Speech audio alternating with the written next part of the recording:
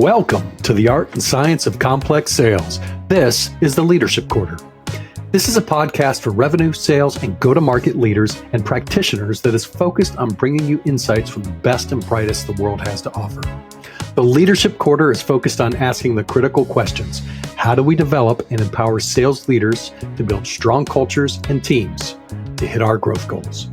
Experts from around the world give their experiences and opinions on this critical aspect of sales. Don't forget to like, subscribe, and follow on your favorite podcast platform. And let's dive in to introducing today's guests. Brent Long has made servant leadership his way of life, and he's impacting the marketplace in incredible ways because of it.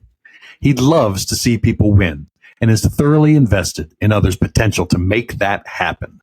A transformational sales and leadership coach, Brent learned his craft early on by being mentored by two of the best collegiate football coaches on the planet.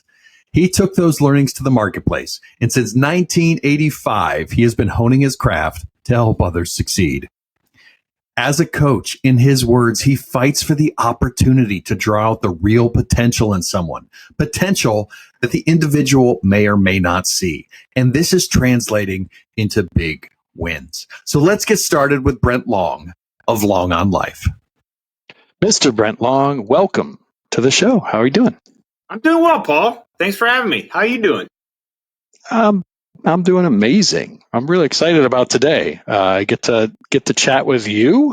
You look like you're in the woods somewhere at an amazing cabin. You're gonna have to tell me a little bit about that, and we get to talk about sales leadership.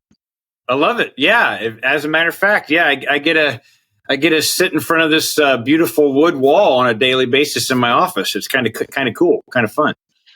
Why don't you tell everybody real quickly about that? Because you have an amazing retreat type property down there for sales, for leadership, for whatever you need to do, right? Yeah, it's a getaway place. It's a come away by yourselves to a secluded place and rest a while, right? You know, I deal with high performers every day in the marketplace, and one of the things that high performers need to learn how to do is take a strategic timeout. You know, when I was coaching football, that was one thing that it was expected of the coach. If you want your players to be refreshed, call timeout, revision them, repurpose them, re-energize them, put them back out on the floor, put them back out on the field. And we got a beautiful 32-acre property here called Long Haven Retreat, and that's what we get to do. Get to bring people out of the busyness of life and refocus them and re-energize them and repurpose them and throw them right back into their high performance life. It's kind of cool. That's fantastic. I love that metaphor of the timeout too. Like, Yeah. Hey, all right, time, come to the sidelines. Come down to Long Haven. Long Haven. Throw a line in. Yeah. And what's cool, like literally when I was coaching, one of the things that I trained all the guys that I was coaching football is like, what do you see going on out there? What are you seeing? What are you seeing? Because I want them to think vision, right? Okay, well, you take busy people who are high performers out of the marketplace and you ask them, what's your vision? What are you seeing? What's happening out there? Now you've got dialogue going and you can start coaching. It's kind of cool. Well, that ties us in directly to our topic today. So I'm really glad you went there. And our topic for everybody is sales leadership. And we are in the leadership quarter of the Art and Science of Complex Sales. And so we're going to do two things with you, Brent. First, we're going to set the expectation. We do this with just about everybody. We need to set definitions. I'm always of the mind that you need to set definitions about what you're talking about so you have any sort of understanding. So the very first thing we're going to define is sales. So Brent Long, define sales. Define sales. Money cleared the bank. Money cleared the bank. That's a common definition, right? Okay. Selling or sales is a service from my heart to win your heart. When two hearts connect, when two hearts come to an agreement on any particular topic, that is a sale. There may or may not be money involved, but the fundamental aspect of two hearts coming into an agreement on a particular topic is a sale. All right. I love that definition. Now we're going to take it a step farther. Mm-hmm. So how the heck do you help or lead somebody that is in that profession of helping people connect two hearts together? Like, what is this thing that we call sales leadership? Got it. Yeah. Well, the sales leadership is sales one level removed, right? Okay. So the leader actually has to connect to the hearts of the salespeople, or he or she is going to be lost. It's the same concept of building profitable relationships, healthy relationships. If I'm only connecting with the head of somebody, right, then the heart that we put into the effort is lost. So from a sales leadership standpoint, I got to take my believability in them to unlock their believability in where I'm trying to go, where we want to go as a team. And that is a heart to heart issue, not a heart to head or a head to head issue. Is that why? We have, there's survey after survey of people that say their sales leadership is horrible, or their sales leadership doesn't coach them, or their sales leadership doesn't. Is that why?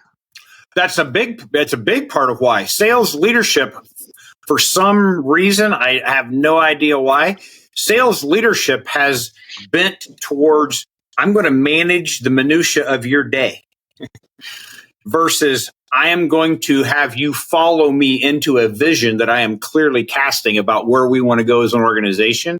And I will then coach to unlock all of your potential to help drive us there. Sales, Well, yeah, go ahead. Well, so help me break this down, right? So, say, okay, Brent, you go in, you're leading a company or you're leading a sales organization. You understand that it is best, and you understand the potential of the people that they have to, let's say, double their contact ability in market. Right. Mm-hmm. So to double the number of outreach things that they're doing, and you know they can do that. However, and so you have a big number, you have that double that number, right? And then you also have that revenue number. So tell me how that's different, saying, okay, hey, I need to take that 50 calls to 100. Okay. That seems a lot like management and management by numbers. Tell me how your vision of leadership differs for that. How do you connect with somebody's heart? Got it. Okay. I want to know what they're doing on each one of the 50 calls before I increase the number. Because if we're doing really, really bad behavior on 50 calls, why would I want them to do bad behavior on 100 calls? I want to understand heart to heart in a believability kind of a scenario. What does the activity look like on every call? And then let's add one more call, two more calls, three more calls, four more calls, right? And to me, it's the concept of the hurry up offense in football. I don't have time to stop and coach one person when I got a whole team staring at me. But if we speed everybody up and get more reps in practice, which is where the coaching comes in, then I can understand the fundamental behaviors of every call, correct those as we pick up speed, and then we can start adding more and more and more calls to the team. So leadership is at the front lines as well as the vision. Leadership is saying, this is where we're going, and I'm going to develop you to help drive us there, because I'm just the one casting the vision, and I might be doing some coaching on the front lines, but don't expect me to get down in the dirt, in the weeds on a daily basis and babysit you as a salesperson.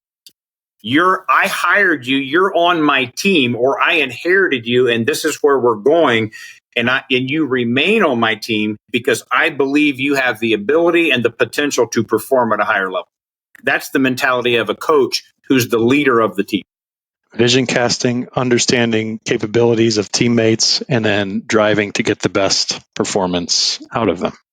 Absolutely. And if we look at personalities, if we look at attitudes, if we look at behaviors, then the leader is also somewhat involved in the development of each person to a certain degree, at least, because each one of those people is going to they're going to make 100 calls a different way.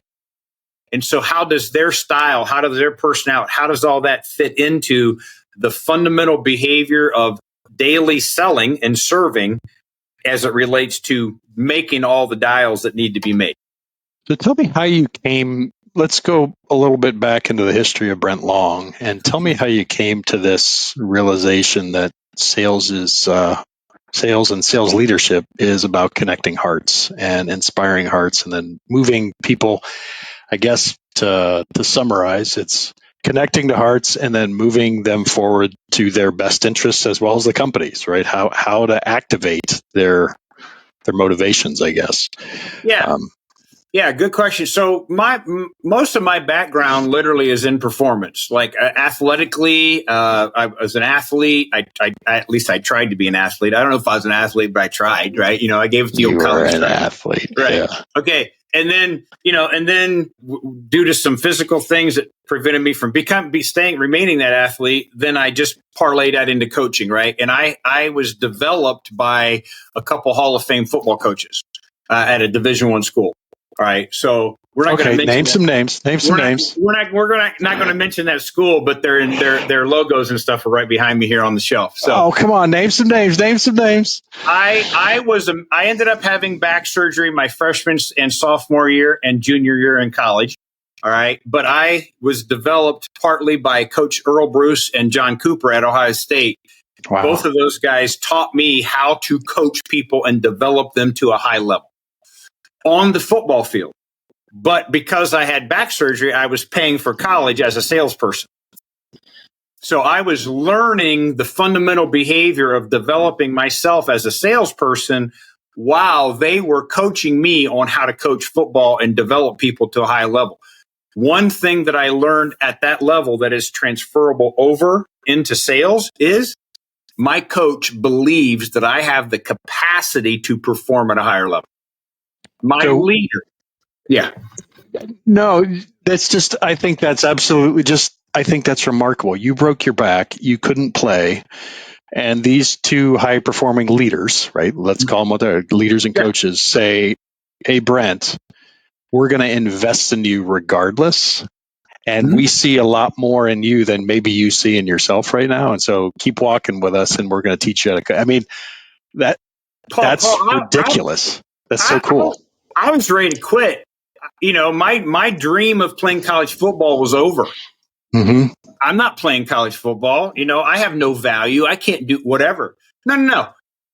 We think, my first year, I got assigned to work with the defensive line coach, who as an assistant coach in college football is in the Hall of Fame as a Hall of Fame assistant coach for like a 30-some year career.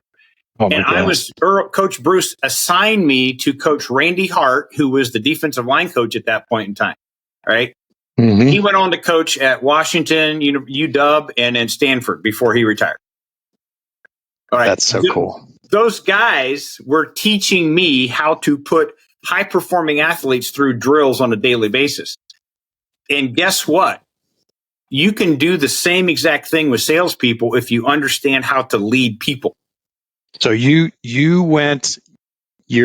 broken back, you're coaching on the sideline, you're helping them, and you're paying for college through sales. What are you selling? I'm selling health club memberships.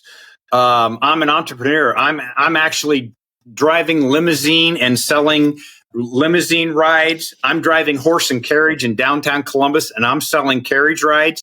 Like I'm making $600 cash off of one rider because I helped an 84-year-old man understand how important it was going to be to have his wife in the carriage on New Year's Eve when the clock struck midnight.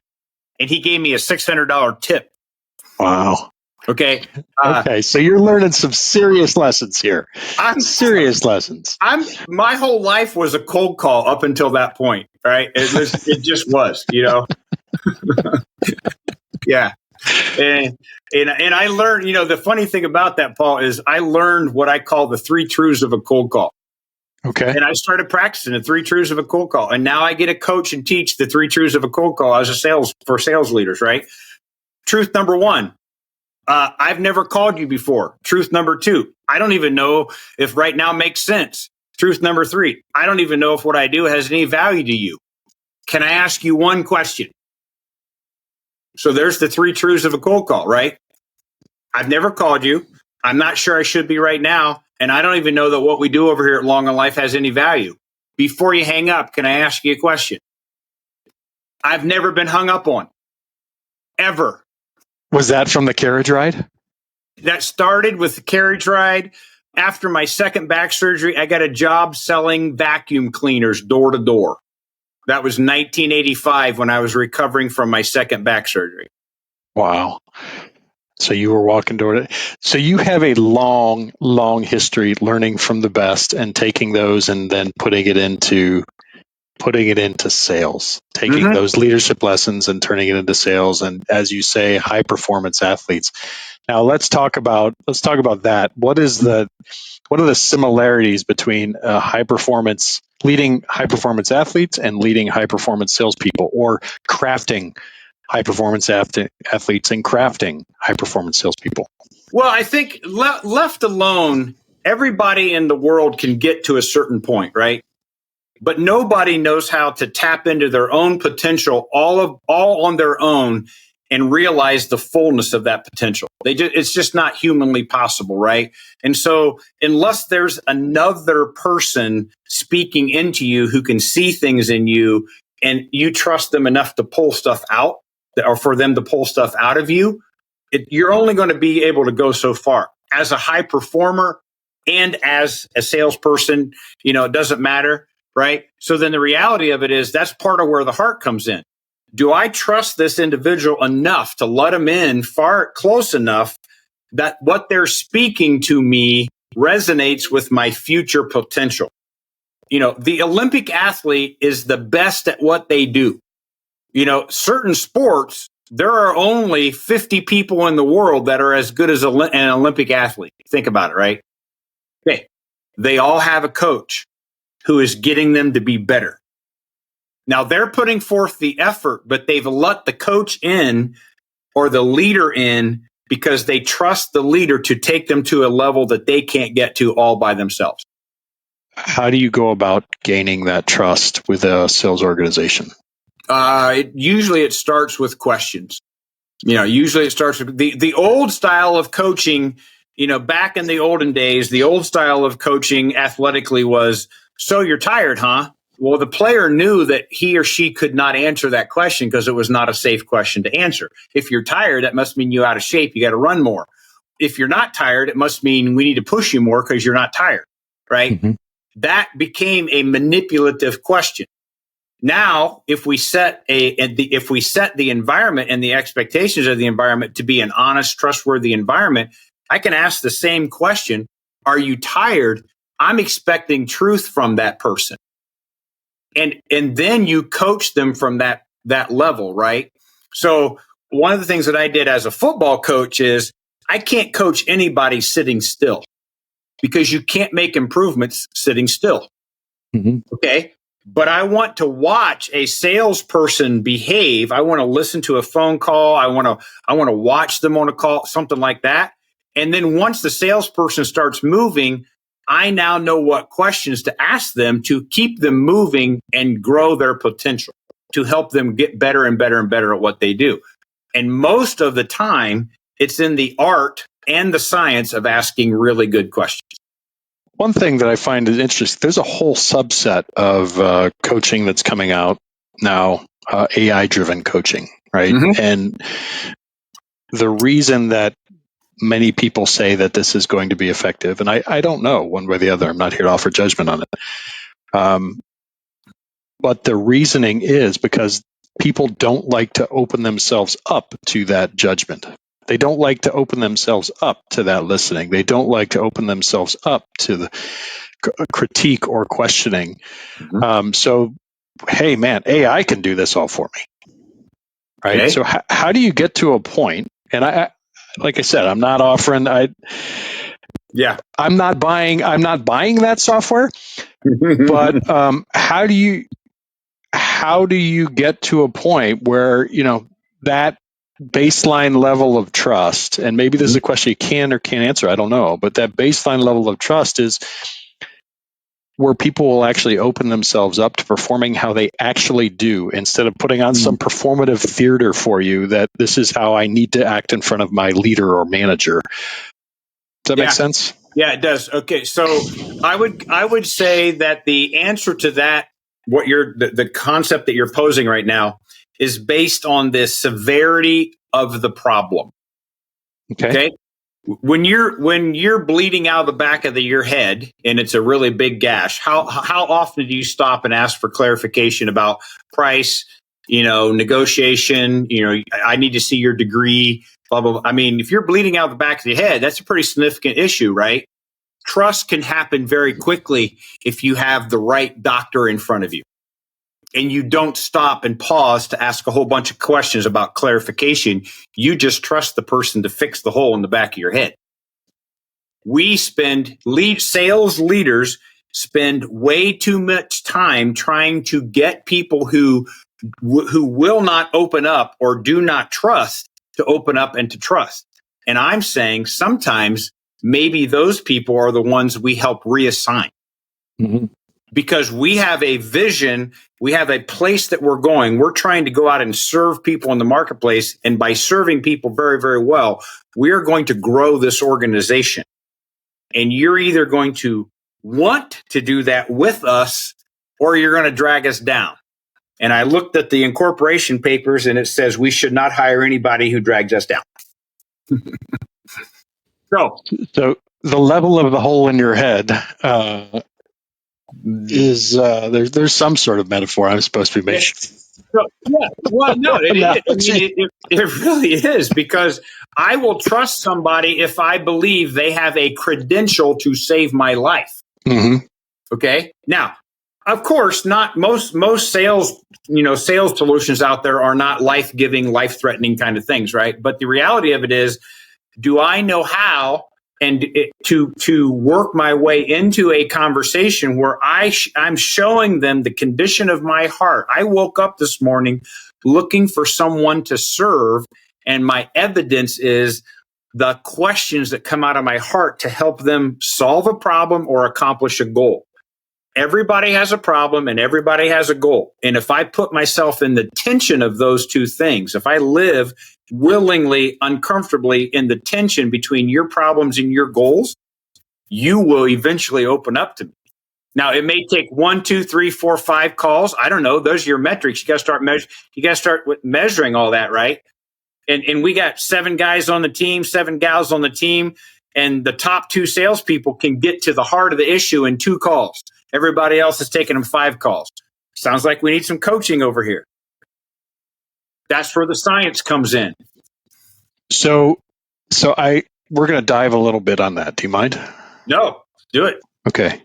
Because I think this goes back not necessarily to sales leadership, but it points out a lot about how you lead, which I have been fortunate enough to be a part of, a number of the sessions that you run, and really, really impressed by you. You have a very good way of defining, and labeling to communicate well. And so you just did that. I don't know if you even knew it, but you did that when you said, okay, everybody has a problem and everybody has a goal, and we are working to sit in the tension long enough until we understand one of those 2 things. Correct. Absolutely. Right. And so that is your definition of sales heart to heart, of connecting hearts. Yes, correct. Okay. So, and you're saying to lead the team, right? You need the number 1, cast the vision. Yes. But you also need to sit in that tension with each and every person to know what it is, right? Oh yeah. Can I give you an example?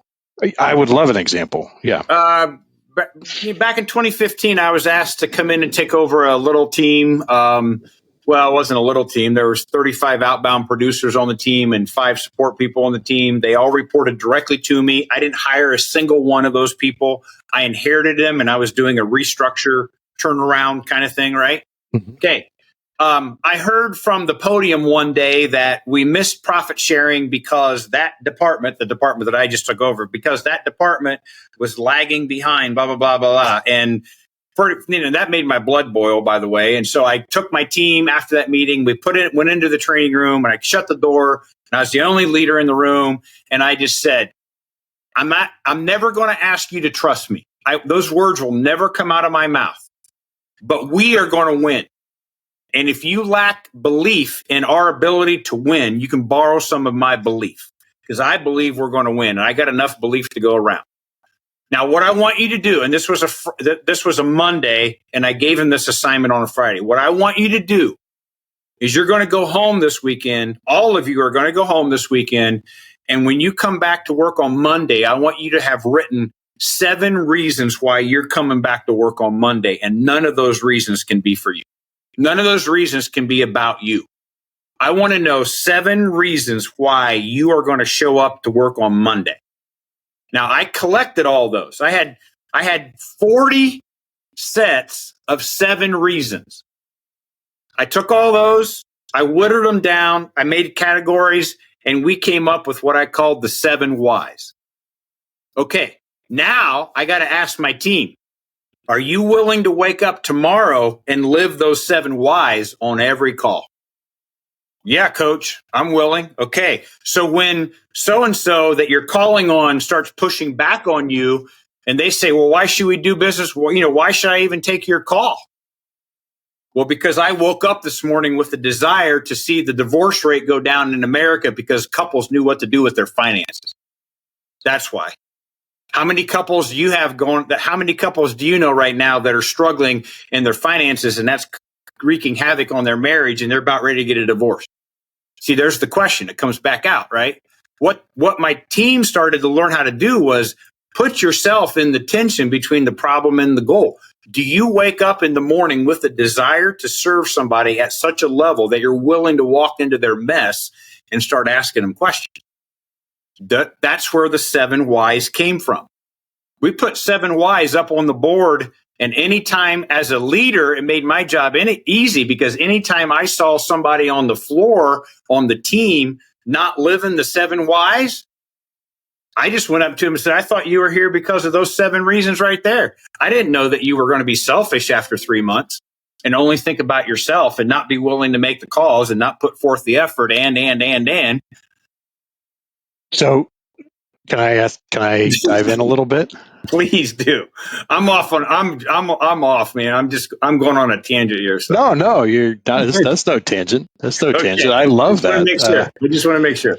Well, because I'm gonna go to this. Like you talk about salty sales. Salty sales. Salty sales. Yes. And what you're talking about is giving somebody, what I hear is what you're talking about is giving somebody both the confidence in their mission, vision, and purpose, as well as the ability to sit between that tension of the goal and the, right, to sit in that area.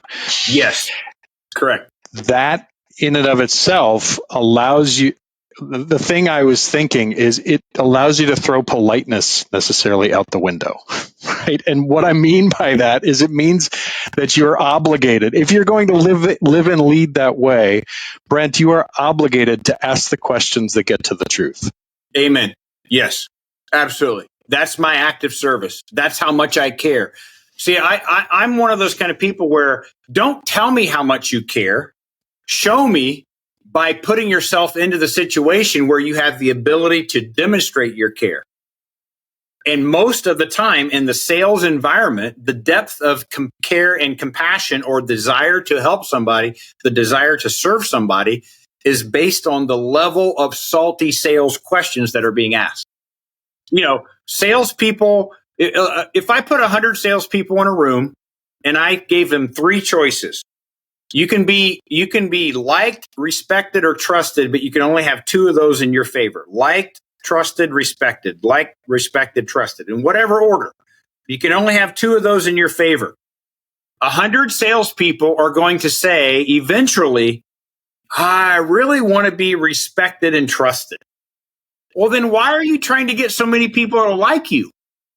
If you win the heart of respect and trust, they will learn to like you. But if you try to get everybody to like you, you might sacrifice trust and respect and you'll never make the sale. And sales leaders have to understand that there's a dimension of care under the surface that a lot of salespeople never get to because their leader never takes them into that hard spot. Sales is hard. Sales is hard. You're trying to get somebody to give you money for a product or a service. That's hard. Have you prepared your team to do the hard work of sales, or do you want them to fish around at the surface level and have little teeny fish nibble, all the time? No, I want my team to be able to ask the hard question, the tough question that's closest to the truth of the problem or the goal. That's not comfortable, though. It's not comfortable, but sales is hard. So let's prepare them. Let's prepare salespeople to be really strong men and women of courage and character who are willing to go into the mess, because that's where the sales are. Look, I was standing next to one of my salespeople, a client at one point in time, and he happened to be making calls on a pastor, and a pastor had hung up on him or not taken his call for like 14 months in a row. And he was supposed to call and try to break in, right? Okay, it's a pastor. And he said, "What am I going to do?" And I said, You're going to call him. I'm going to stand right here. You can do this. This client's name was Michael. I said, "Michael, you can do this. Here's what I want you to do. I want you to call him, and I want you to say, before you hang up, Pastor, I know you're going to hang up, but before you hang up, I just got one question I'm going to ask you." And Michael said, "What's the question?" And I said, "Pastor, when you look out at the congregation and you see hurting couples, and you know that those couples are in financial crisis, are you telling me you're not willing to do anything about that?" Michael says, "Well, I can't ask. That's a tough question." I said, "I guarantee he won't hang up on you." So I stood next to Michael when Michael made that call, and it went dead silent on the phone for like an eternity, for maybe 30 seconds. I don't know. And the pastor said, "Boy, I guess if you put it that way, I should probably do something to help those couples." Yeah, that's why I've been calling you. Yeah.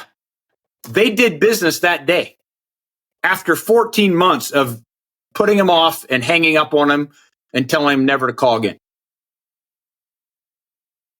Because Michael demonstrated, "I care so much about the condition of those people. I'm going to ask you a tough question, Pastor."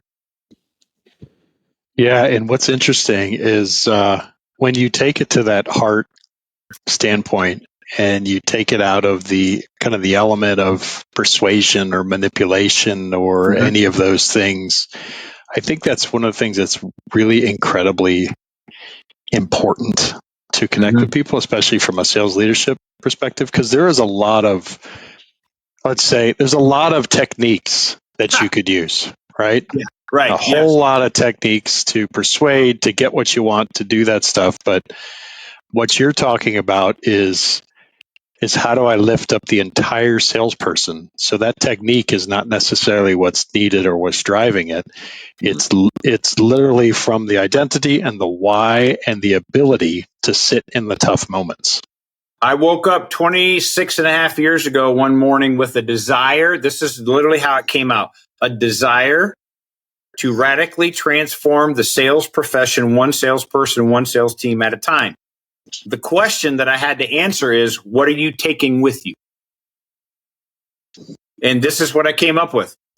If I go to the marketplace with the heart to serve, I will be able to stand in the face of opposition with more than just a technique.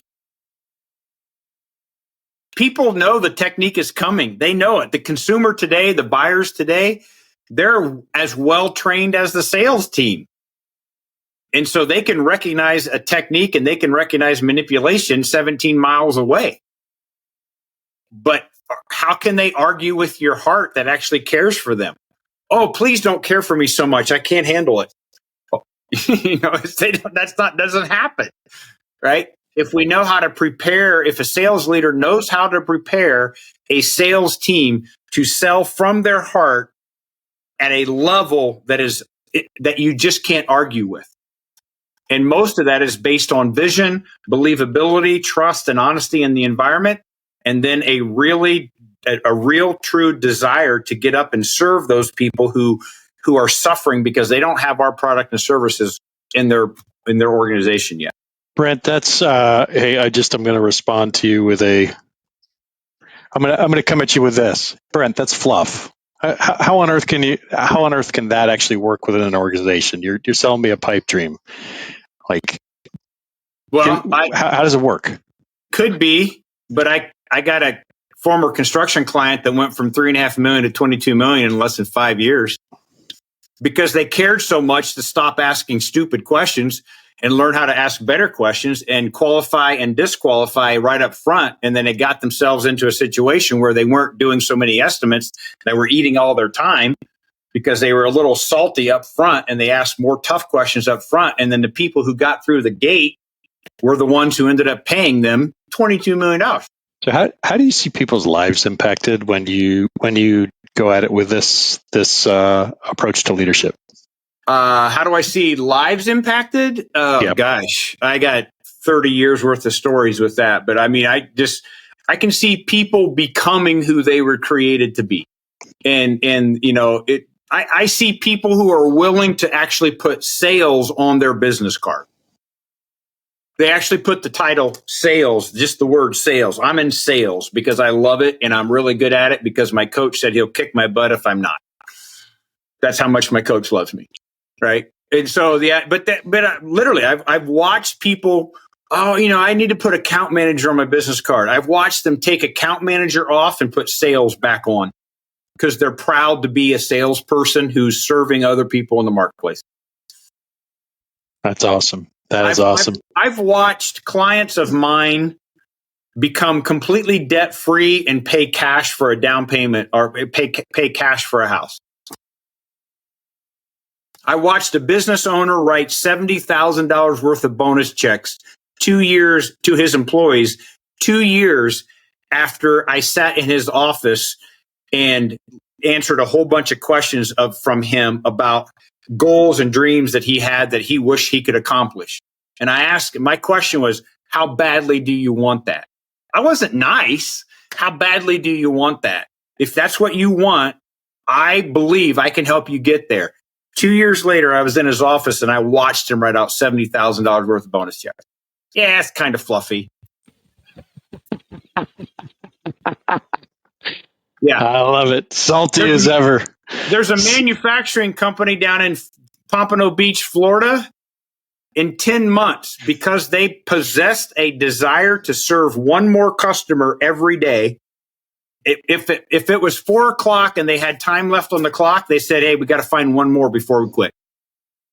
In 10 months, they doubled the output of their manufacturing facility. And in 5 years, they had 5 record years in a row. The only thing that they changed was their desire to serve at a deeper level and not quit until they found one more person to do that with today. There you go. So a tiny bit of impact? Just a small smidgen. Just a little bit of tiny bit. Like a little bit of fluff. Just a little. You know, we got to have a little bit of fluffy fun because, you know, whatever. So, yeah. Well, I can't tell you how much I appreciate this and appreciate knowing you. As you know, like the mission that I connected with so well at Membrane is to elevate the sales profession. And I think to do that one person, one system, one at a time, one company is an absolute privilege. It's a privilege to work with you as well. Any thoughts that you want to leave us with as we start to wrap up this episode? I will give you a scenario, and that is, I want anybody who's listening to this to think of one area in your life where nobody can compete with you. Now, they may be more talented, they may be more attractive. I mean, when it comes to Paul and me, I'm not sure you're going to be more attractive, but I mean, good luck with that. But I have a voice for podcasting and a face for radio. That's the way. Right. Yeah. But all I'd say is just, I want them to think about one place where nobody can compete with you. And at the end of the day, it's the heart. Nobody can out-compassion you. Nobody can out-care you. Nobody can outwork you from a heart. You put your heart into that, right? Now you put that into sales as a methodology of serving people. You as a salesperson will elevate the sales profession. That's truly how we're made, isn't it? We're made to shine that heart. Absolutely. Let them see. I don't care if it's a linchpin. I don't care if it's the little teeny tiny pin holding the hopper wagon to the tractor. That's how I grew up on the farm. My dad always said, don't buy a cheap linchpin. Why not, Dad? Well, because you got bushels and bushels of grain back there, and that's cash to us. And if you buy a cheap linchpin and it breaks, that's all in the ditch. We just lost it all. Go spend more money on a better linchpin. All right? So all that to say is, wow, now I get that. I get that analogy. And if the sales leader just understood how to develop the potential of the full impact of a heartful salesperson, the sales profession would be elevated beyond belief. It would be a worthwhile profession for the consumer to even look at. Well, keep on getting out there, my man. Keep on shining bright. How do people reach you when they want to talk with Mr. Brent Long? Longonlife.com, saltysalestraining.com. Those are probably the two easiest ways, or just drive down to my property down here outside of Lancaster, Ohio. Just show up. Just show up and we'll go fishing. I got a little pond out here. We'll go fishing. All right. I'd take him up on that. If you honestly, I think you should probably have a line of cars like 13 miles long. It'll be like one of those Field of Dream moments. You know, they'll all be coming in if you give that, because it's an amazing spot you built down there, and well learned, and you put it to good use. So, with that, I want to say thank you. Absolutely, thank you for having me, Paul. Appreciate you. I appreciate what you guys are doing. Membrane has been awesome to work with. I just appreciate you beyond words. So, thank you. I'm just going to say thank you. And then I'm going to say, hey, everybody out there, keep on shining bright, rock the sales world, elevate yourself, elevate your team, elevate the profession. And with that, we'll sign off for today's episode. Thank you so much, Brent. Talk to you soon. Take care. Thank you so much for joining us today on the Art and Science of Complex Sales. Please take a moment, subscribe, share this podcast on all your favorite platforms, and let's get the word out. This podcast is proud to be brought to you by Membrane.com. We are the world's top B2B sales platform. And in the world of B2B sales, with everything from prospecting to business acquisition to managing complex growth, Membrane has the right size technology for your sales team. Our latest innovation, the Coaching Cockpit, empowers your leaders, managers, and team with the information and tools they need to take their skills to the next level and to take advantage of the exponential power of effective sales coaching. With our technology and the top team of sales partners around the world, Membrane is helping to achieve our driving vision. This is, quite simply, elevating the sales profession. To learn more, find us at www.membrane.com. That is membrain.com, or contact us via email at sales@membrane.com. Keep shining bright and have a wonderful day.